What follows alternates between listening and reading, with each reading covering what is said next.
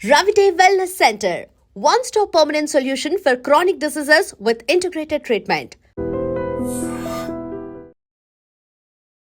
But ఇంత serious ఎయిల్మెంట్స్తో వస్తారు కదా వాళ్ళు, బయట ఫుల్ హై డోసేజ్ మెడికేషన్లు ఉంటారు. ఇక్కడికి రాగానే మీరు మళ్ళీ సప్లిమెంట్స్ స్టార్ట్ చేస్తారు అనుకోండి, ఏదో పాయింట్ ఆఫ్ టైంలో సప్లిమెంట్స్ స్టార్ట్ చేస్తారు. అంటే వాళ్ళు ఆ రిజల్ట్స్ ఈ రిజల్ట్స్ ఎట్లా కంపేర్ చేసుకుంటారు? అసలు సప్లిమెంట్స్ త్రూవే మళ్ళీ ఇంత, ఇప్పుడు డయాబెటీస్ అనుకోండి, చాలా క్రానిక్ వెళ్ళిపోయింది, పీక్స్కి వెళ్ళిపోయింది డయాబెటీస్ లెవెల్స్లో, అంటే కొలెస్ట్రాల్ కానీ క్రియాటిన్ కానీ ఇలాంటివి కూడా ఎట్లా డీల్ చేస్తారు? ఫస్ట్ ఆఫ్ ఆల్ ఏంటంటే ఒక శాంపుల్ తీసుకుందాం అండి. ఒక సోరియాసిస్తోనే ఒక పేషెంట్ వచ్చేది అనుకో. ఓకే. సోరియాసిస్ పేషెంట్ ఒకవేళ ఆల్రెడీ ఒక ఇంగ్లీష్ మెడిసిన్లో ఉంటే వాళ్ళని మేము స్టాప్ చేసామంటామండి. ఓకే. మా ట్రీట్మెంట్ ఫాలో అవుతున్నప్పుడు ఓన్లీ మా ట్రీట్మెంట్ ఫాలో అవ్వాలి, వితౌట్ ఎనీ కాంబినేషన్ అనమాట. ఆయుర్వేదిక్ కానీ అల్లోపతి కానీ ఏది వాడకూడదు. దానికి రీజన్ ఏంటంటే కాంబినేషన్ ఆఫ్ మెడిసిన్స్ ఎలా బిహేవ్ చేస్తాయని చెప్పలేము అనమాట. అంటే ఇది తీసుకుని అది తీసుకుంటే ఎలా బిహేవ్ చేస్తుందో చెప్పలేం. రైట్. సో ఫర్ ఎగ్జాంపుల్ మీకు చెప్తాను చూడండి. ఒక మెడిసిన్ తీసుకుంటున్నాం అనుకుందాం. కరెంట్ కండిషన్లో ఆ మెడిసిన్ ఒక లెవెల్లో పనిచేస్తుంది. మేము ఏం చేస్తామంటే డైజెషన్ని బెటర్ చేస్తాం. సడన్గా మెడిసిన్ డోసేజ్ ఎక్కువైపోయినట్టు అవుతుంది. ఎందుకని డైజెషన్ ఫిక్స్ అయ్యి న్యూట్రిషన్ అబ్జర్ప్షన్ ఉంటే బాగుంటే వాళ్ళు తీసుకుంటున్న డోసు ఆల్మోస్ట్ కంప్లీట్ అబ్జర్వ్ అవుతుంది అనమాట. అప్పుడేమవుతుంది, ఒక నెక్స్ట్ లెవెల్ అంటే ఓవర్ డోస్ అయినట్టు అవుతుంది అనమాట. సో అందుకని మా సప్లిమెంట్స్ ఏమైనా తీసుకుంటున్నారంటే వేరే మెడిసిన్స్ ఏవి కూడా అలోపతి మెడిసిన్ కానీ ఏమి తీసుకోవద్దు అంటాం. అయితే కొన్ని ఎక్సెప్షన్స్ ఉంటాయి. కరెంట్లీ బీపీ మెడికేషన్ ఉంది, షుగర్ మెడికేషన్ ఉంది, అలా ఉన్నాయి. బట్ అలాంగ్ విత్ దట్ ఇంకా వేరే జబ్బు కూడా ఉంది, వేరే డిసీజ్ ఏదైనా. అన్నింటినీ ఒకేసారి అడ్రస్ చేయం. అప్పుడు ఫస్ట్ ఇది అడ్రస్ చేద్దాం. అంటే బీపీ షుగర్ ఉన్నాయి, సోరియాసిస్ ఉంది. ఓకే, మీరు BP medication sugar medication continue చేయండి. సోరియాసిస్కి ఫస్ట్ ఫిక్స్ చేద్దాం. సోరియాసిస్ ఫిక్స్ చేసాక తర్వాత బీపీ, తర్వాత షుగర్ అన్నీ కంట్రోల్ పెడదాం అని చెప్తాం అనమాట. సో అప్పుడు BP medication sugar medication continue చేస్తూ ఉంటారు. అట్ ద సేమ్ టైం ఈ సోరియాసిస్ సంబంధించిన ట్రీట్మెంట్ తీసుకుంటూ ఉంటారు. అట్ ద సేమ్ టైం రెగ్యులర్గా బీపీ షుగర్ చెక్ చేసుకోమంటుంటాం అనమాట. ఎందుకంటే ఈ సప్లిమెంట్స్ వల్ల అగైన్ ఎగ్జాక్ట్లీ న్యూట్రిషన్ అబ్జర్ప్షన్ ఎప్పుడైతే పెరుగుతుందో బీపీ తగ్గిపోతుంటుంది. సో బీపీ కానీ తగ్గిపోతుందంటే ఆటోమేటిక్గా ఇంకా డోసేజ్ తగ్గించేస్తాం అనమాట. మీరు బీపీ రోజు చెక్ చేసుకుంటూ బీపీ తగ్గుతుంటే బీపీ మెడికేషన్ తీసేయమంటాం. అలాగే షుగర్ ఏదన్నా సరే అంటే అలోపతి మెడికేషన్ వెంటనే ఆపేయం, సిచ్యువేషన్ బట్టి అనమాట, అలా ఆపుతుంటాం యాక్చువల్లీ. సోరియాసిస్కి మీ దగ్గర సప్లిమెంట్స్ ఉన్నాయా, మీరు కనిపెట్టారా? యా, డెఫినెట్లీ అండి. అంటే రీసెంట్గా కనిపెట్టారు సోరియాసిస్ది. మనకి ఎలా ఉంటుందంటే సోరియాసిస్ అనేది ఫస్ట్ స్టార్ట్ అయ్యేది డైజెషన్ ఇష్యూ వల్ల అండి. డైజెషన్ ఇష్యూ వల్ల ఇది సోరియాసిస్ కూడా డైజెషన్ ఇష్యూ వల్ల, స్కిన్ కండిషన్ కదా? కాదు, మీకు చెప్తాను చూడండి.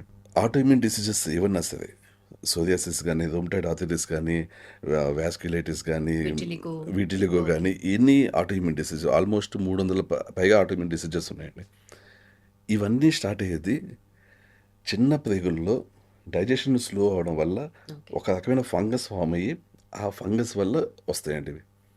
ఇది స్కిన్ రిలేటెడ్ కండిషనే, కానీ స్టార్ట్ అయ్యింది ఇంటెస్టైన్స్లోంచి. మీకు ఎలా ఉంటుందంటే డిఫరెంట్ ఆటోఇమ్యూన్ డిసీజెస్ ఉంటాయి. రొమటాయిడ్ ఆర్థరైటిస్ ఉంది, అది కూడా ఎలా, ఈ చిన్న ప్రేగుల్లో ఉన్న ఫంగస్ మీకు మోకాళ్ళ ఇన్ఫ్లమేషన్ క్రియేట్ చేస్తుంది, అక్కడికి వెళ్తుంది అనమాట. అక్కడికి అలాగా డిఫరెంట్ బాడీ పార్ట్స్లోకి అది వెళ్ళినప్పుడు అది ఇచ్చే రియాక్షన్ అనమాట ఈ ఆటోఇమ్యూన్ జబ్బులన్నీ. సో ఫస్ట్ అయితే డైజెషన్ ఇష్యూ, సోరియాసిస్ అనేది డైజెషన్ ఇష్యూనే. మీకు సోరియాసిస్ పేషెంట్స్ ఎవరైనా సరే చూడండి, వాళ్ళకి డైజెషన్ ఇష్యూ ఉంటుంది. అండ్ ఇంకోటి డైజెషన్ ఇష్యూ అంటే ఏంటి, మనకి morning single motion without constipation, without hard stools, without incomplete evacuation అలా కరెక్ట్గా అయితేనే, అంటే సింగిల్ మోషన్ అయితేనే మనకి డైజెషన్ ఇష్యూ లేనట్టు.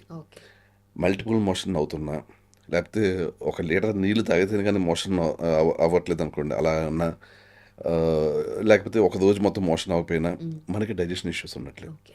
మెయిన్లీ కాన్స్టిపేషన్ అండి. ఎక్కువగా సోరియాసిస్ అనేది కాన్స్టిపేషన్ వల్ల వస్తుంది అనమాట. ఇప్పుడు ఈ సోరియాసిస్ని ఫిక్స్ చేయాలంటే సోరియాసిస్ క్యూర్ అని ఒక సప్లిమెంట్ కనిపెట్టాం. అది ఎలోన్ ఇవ్వమ్మా మేము. ఎందుకంటే అది ఇచ్చామనుకో అనుకోండి సోరియాసిస్ తగ్గిస్తుంటుంది అది. కానీ వెనకాల మళ్ళీ క్రియేట్ అవుతూనే ఉంటుంది. ఓకే. ఓకే. ఎందుకని డైజెషన్ ఇష్యూ ఫిక్స్ ఓకే. చేయలేదు కాబట్టి. Okay. So any auto immune disease first మేము చేసే పని డైజెషన్ ఇష్యూని ఫిక్స్ చేయడం అండి. అది ఫిక్స్ చేసిన వెంటనే ఈ సోరియాసిస్కి సంబంధించిన సప్లిమెంట్ ఇస్తాం. సో ఆ సోరియాసిస్ సప్లిమెంట్ వెంటనే అది ఫిక్స్ చేసేస్తుంది. ఓకే. సో ఏమవుతుంది మళ్ళీ డైజెషన్ ఇష్యూ ఫిక్స్ అయింది కాబట్టి మళ్ళీ కొత్తగా సోరియాసిస్ కూడా ఫామ్ అవ్వదు. సోరియాసిస్ క్యూర్ వాడాం కాబట్టి ఉన్న సోరియాసిస్ వెళ్ళిపోతుంది. ఓకే. ఓకే. అది. బట్ ఏది కదిలించినా మోస్ట్‌లీ డైజెషన్ దగ్గరే ఆగుతున్నారు మీరు. డైజెషన్ ఇష్యూ దగ్గర స్టార్ట్ అవుతుంది ప్రాబ్లమ్ అని అంటున్నారు కదా! సో అగైన్ మళ్ళీ you're talking about supplements. So digestion ఇష్యూస్‌కి సప్లిమెంట్స్ అనేటివి ఎలా పనిచేస్తాయి అసలు? బికాజ్ అన్ని లిస్ట్ ఆఫ్ ప్రాబ్లమ్ మీరన్నట్టుగా 300 ఆటో ఇమ్యూన్ డిసీజ్‌లు మిగతా లైఫ్ స్టైల్ డిజార్డర్స్ ఏవొచ్చినా గూడా డైజెషన్ దగ్గర సెట్ చేయొచ్చు అంటున్నారు కదా! డైజెషన్ డైజెషన్ జరిగే ప్రతి స్టేజ్లో కూడా మనం న్యూట్రిషన్ సప్లిమెంట్స్ తోటి ఫిక్స్ చేయొచ్చండి.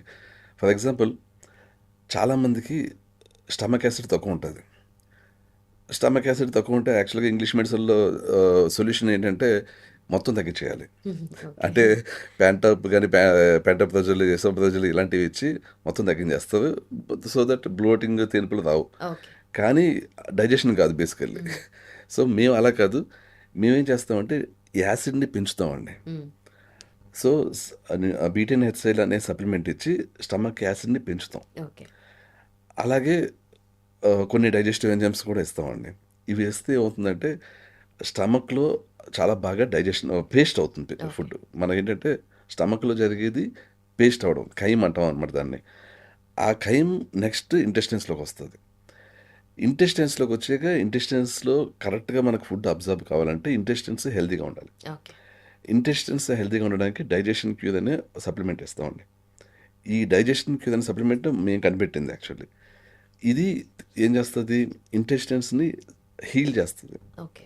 హీల్ చేయడం వల్ల ఏమవుతుందంటే ఫుడ్ మొత్తం అబ్జర్వ్ అవుతుంది. మనకి ఇంటెస్టైన్స్ ఎలా ఉంటాయంటే ఒక టెంటికల్స్ లాంటివి ఉంటాయి లోపల ఇలాగా మనం తిన్న ఫుడ్లోంచి లోపల లాగేసుకుంటుంది మినరల్స్ విటమిన్స్ ఇవన్నీ కూడా. అది కరెక్ట్గా పనిచేస్తుందండి యాక్చువల్గా.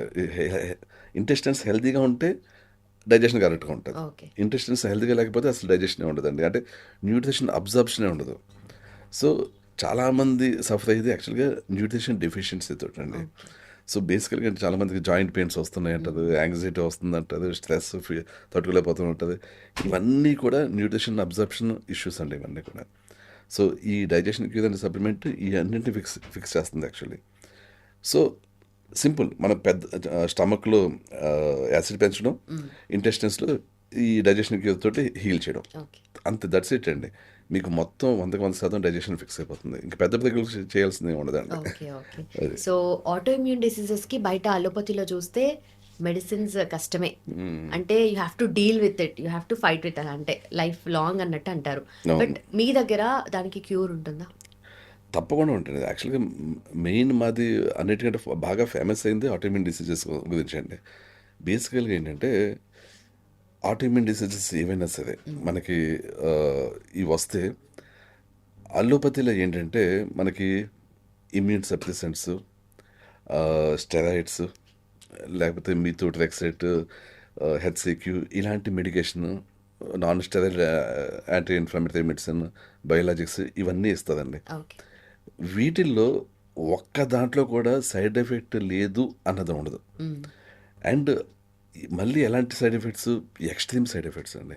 అంటే లిటరల్లీ ఆటో ఇమ్యూన్ జబ్బు వచ్చిన వ్యక్తి ఇంగ్లీష్ మెడిసిన్ కానీ ఫాలో అయితే ఆ వ్యక్తి ఆయుర్దాయం సగానికి సగం తగ్గిపోతుంది. అండ్ అన్హెల్దీ ఆయుర్దాయం అంటే ఏదైతే లైఫ్ లీడ్ చేస్తారో అది అన్హెల్దీగానే ఉంటుంది. ఓకే.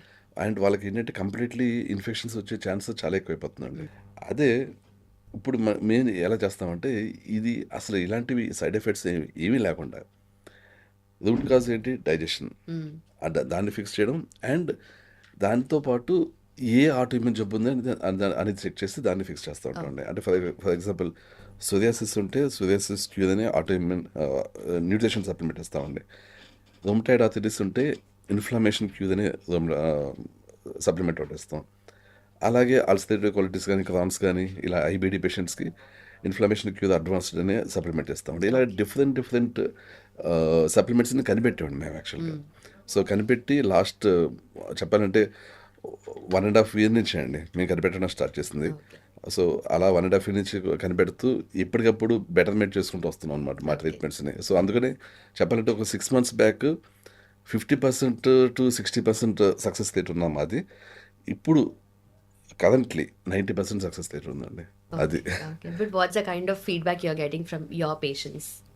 అద్భుతంగా ఉంటుందండి ఫీడ్బ్యాక్. డెఫినెట్లీ ఇప్పుడు కొంతమంది ఎలా ఉంటుందంటే ఇంకా నన్ను మా లైఫ్ మార్చేసిన గురువు అంటారు. అంటే చాలా అంటే ఐ నో మీకు మీరు చెప్పుకోలేరు. I understand, totally understand. But definitely problem వచ్చిందంటే వాళ్ళకి సొల్యూషన్ దొరికితేనే దిల్ ఫీల్ సో హ్యాపీ అని చెప్తూ ఉంటారు కదా ఎమోషన్స్లో. యాక్చువల్లీ మొన్న ఒక పేషెంట్ రాళ్ళు తిన్న అంటే చాలా కాలం నుంచి బాధపడుతున్న డైజెషన్ ఇష్యూస్తో బాధపడుతున్న పేషెంట్ అనమాట. ఓకే. తను వాళ్ళ అబ్బాయి ఇద్దరికి కూడా డైజెషన్ ఇష్యూ ఫిక్స్ అయిపోతే పెట్టాడు. యాక్చువల్గా ఒకప్పుడు రాళ్ళు తిన్నా అరిగించుకోవాలని అనేవారు. అలా రాళ్ళు తిన్నా కూడా అరిగించి సప్లిమెంట్ డైజెషన్కి ఇదని కామెంట్లు పెట్టాడండి. గ్రేట్ అసలు. ఓకే. అండ్ సో ఫైనలీ రవిడే వెల్నెస్ సెంటర్ దగ్గర సో అంటే ఎలాంటి ఫెసిలిటీస్ ప్రొవైడ్ చేస్తారు? ఎలాంటి ప్రాబ్లమ్స్ ఉన్న వాళ్ళు మీ దగ్గరికి అప్రోచ్ అవ్వచ్చు? ఇప్పుడు ఎక్సెప్ట్ క్యాన్సర్, ఎక్సెప్ట్ టీబీ, ఎవరన్నా సరే ఏ ఇష్యూ అన్నా కూడా అప్రోచ్ అవ్వచ్చండి. అంటే ఎక్సెప్ట్ క్యాన్సర్, టీబీ ఎందుకంటే అది కంప్లీట్లీ డిఫరెంట్ టాపిక్ అండి. అది మేము ట్రీట్ చేయలేని సబ్జెక్ట్ అనమాట. అండ్ ఆఫ్ కోర్స్ మనకి హెచ్ఐవి కూడా మేము డీల్ చేయం యాక్చువల్లీ. అవి తప్పించి ఆల్మోస్ట్ అన్ని ఇంకా మిగిలినవన్నీ కూడా డీల్ చేస్తాం అనమాట. అండ్ ఎవరైనా వచ్చేదనుకోండి, ఒకటి మోస్ట్లీ ఏంటంటే కన్సల్టేషన్స్ అంటే అపాయింట్మెంట్స్ తీసుకుని కన్సల్టేషన్కి మేము తీసుకుంటామండి. Each patient 20 to 30 minutes review ఉంటుంది. రివ్యూ ఉన్నాక వాళ్ళకి ట్రీట్మెంట్ ప్లాన్ ఇస్తామండి. వాళ్ళకి ట్రీట్మెంట్ ప్లాన్ ఇచ్చాక వాళ్ళు తీసుకుని సప్లిమెంట్స్ తీసుకుని ఇంటికి వెళ్ళిపోతారు. ఆటో ఇమ్యూన్ జబ్బులు ఉన్న వాళ్ళకి మోస్ట్లీ డైట్ కూడా ఇస్తామండి.